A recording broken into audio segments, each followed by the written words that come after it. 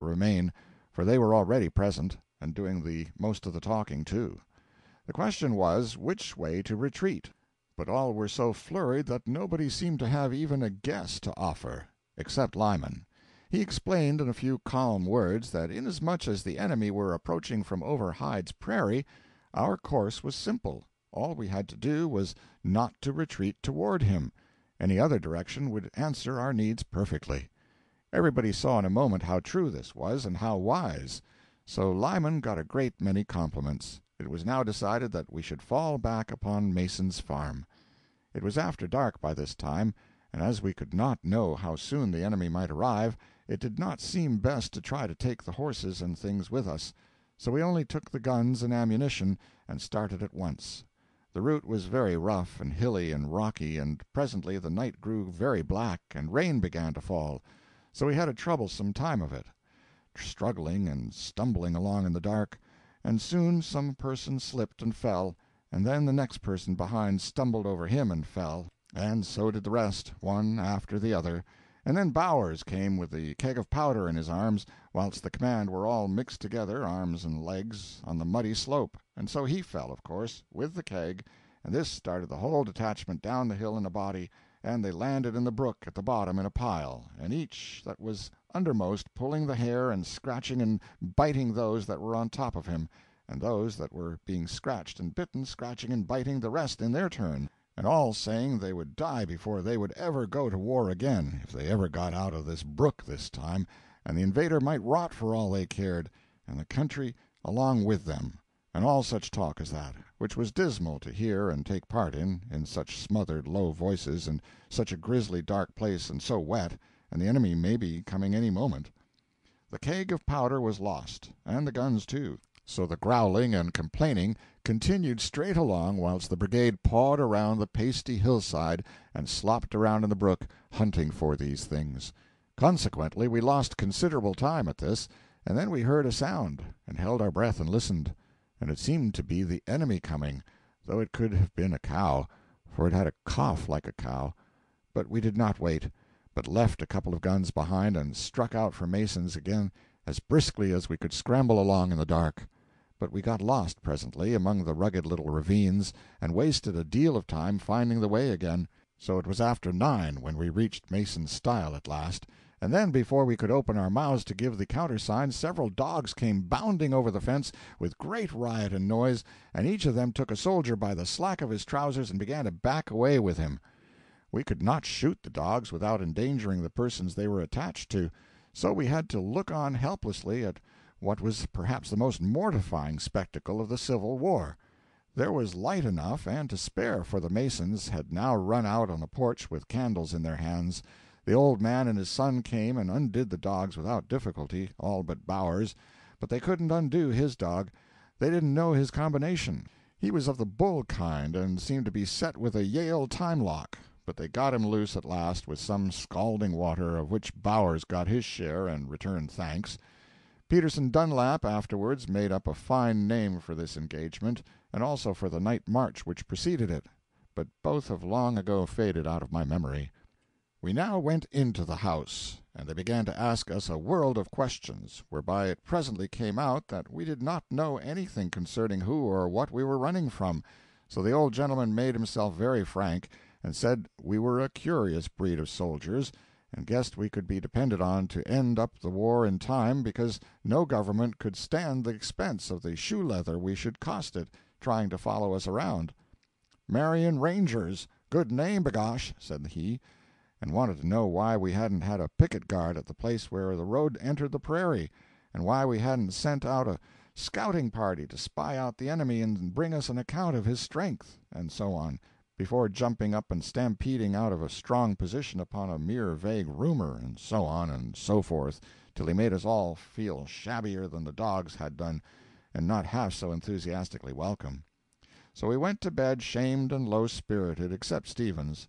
Soon Stevens began to devise a garment for Bowers, which could be made to automatically display his battle scars to the grateful, or conceal them from the envious, according to his occasions. But Bowers was in no humor for this, so there was a fight, and when it was over Stevens had some battle scars of his own to think about. Then we got a little sleep, But after all we had gone through, our activities were not over for the night. For about 2 o'clock in the morning we heard a shout of warning from down the lane, accompanied by a chorus from all the dogs, and in a moment everybody was up and flying around to find out what the alarm was about. The alarmist was a horseman who gave notice that a detachment of Union soldiers was on its way from Hannibal, with orders to capture and hang any bands like ours which it could find, and said we had no time to lose. Farmer Mason was in a flurry this time himself. He hurried us out of the house with all haste, and sent one of his negroes with us to show us where to hide ourselves and our telltale guns among the ravines half a mile away. It was raining heavily. We struck down the lane, then across some rocky pasture land which offered good advantages for stumbling. Consequently we were down in the mud most of the time, and every time a man went down he blackguarded the war, and the people who started it, and everybody connected with it, and gave himself the master dose of all for being so foolish as to go into it. At last we reached the wooded mouth of a ravine, and there we huddled ourselves under the streaming trees and sent the negro back home. It was a dismal and heartbreaking time. We were like to be drowned with the rain, deafened with the howling wind and the booming thunder, and blinded by the lightning. It was indeed a wild night. The drenching we were getting was misery enough, but a deeper misery still was the reflection that the halter might end us before we were a day older. A death of this shameful sort had not occurred to us as being among the possibilities of war. It took the romance out of all of the campaign, and turned our dreams of glory into a repulsive nightmare. As for doubting that so barbarous an order had been given, not one of us did that. The long night wore itself out at last, and then the negro came to us with the news that the alarm had manifestly been a false one, and that breakfast would soon be ready. Straightway we were light-hearted again, and the world was bright, and life as full of hope and promise as ever, for we were young then. How long ago that was! 24 years. The mongrel child of philology named the night's refuge Camp Devastation, and no soul objected. The Masons gave us a Missouri country breakfast, in Missouri in abundance, and we needed it. Hot biscuits, hot wheat bread prettily criss-crossed in a lattice pattern on top, hot corn pone, fried chicken, bacon, coffee, eggs, milk, buttermilk, etc., and the world may be confidently challenged to furnish the equal to such a breakfast as it is cooked in the South. We stayed several days at Mason's, and after all these years the memory of the dullness, the stillness, and lifelessness of that slumberous farmhouse still oppresses my spirit as with a sense of the presence of death and mourning. There was nothing to do, nothing to think about. There was no interest in life. The male part of the household were away in the fields all day.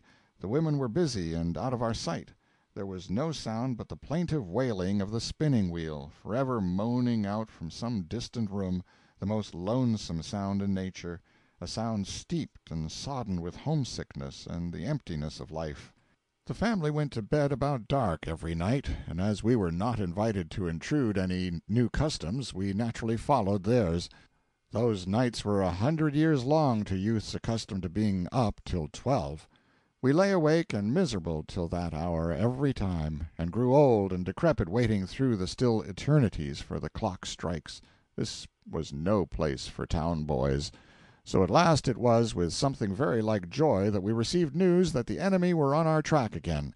With a new birth of the old warrior spirit, we sprang to our places in line of battle and fell back on Camp Ralls.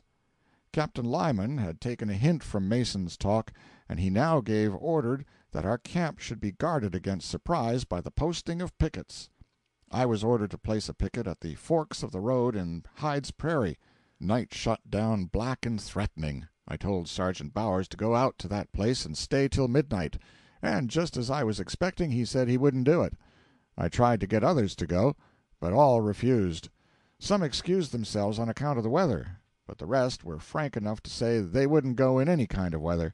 This kind of thing sounds odd now, and impossible, but it seemed a perfectly natural thing to do. There were scores of little camps scattered over Missouri where the same thing was happening.